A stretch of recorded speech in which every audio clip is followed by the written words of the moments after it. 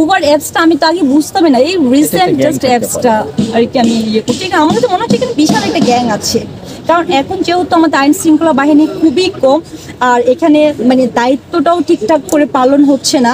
কারণ আমরা 10টার পরে আমরা দেখি রাস্তায় কোনো ট্রাফিক পুলিশ কিন্তু থাকে না, কোথাও থাকে না। এই যে নর্মালি আমরা আগে আমরা গাড়ি নিয়ে রাত 2টা না 3টা না আমরা কিন্তু বেরিয়ে যেতাম, এটা কিন্তু এখন চাইলেও আমরা পারি না।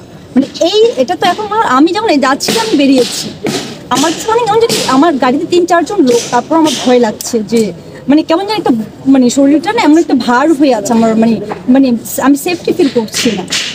আপু আমরা যেটা জানতে চাচ্ছি যে এটা কি শুধুই কি একটা ছিনতাইকারী বা যে কোনো একটি সচরাচর যেটা কিছু গ্যাং হতে পারে, যে কোনো বিষয় নিয়ে হতে পারে সাম্প্রতিক সময়, এটা কি ধরে নিতে পারি আমরা অনাকাঙ্ক্ষিত কোনো ঘটনা, নাকি পূর্বের সময় আপনার সাথে ঘটে যাওয়া কোনো ঘটনার কারণে গতকালকের এই পরিস্থিতি তৈরি হতে পারে, আমরা কোনটা ধরে নিতে পারি? না না না, আমার সাথে আমার তো আসলে ওইভাবে কারোর সাথে আমার ক্রাশ নেই। সো আমার মনে হয় না আমার সাথে পূর্বের, কারণ এটা তো উবার অ্যাপস না, উবার অ্যাপস এটা চাইলেও পসিবল না।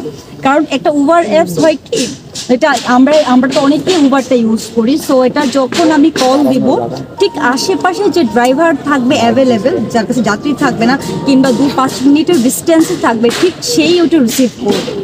শেষ করে দেন এখন। ওকে, থ্যাংক ইউ।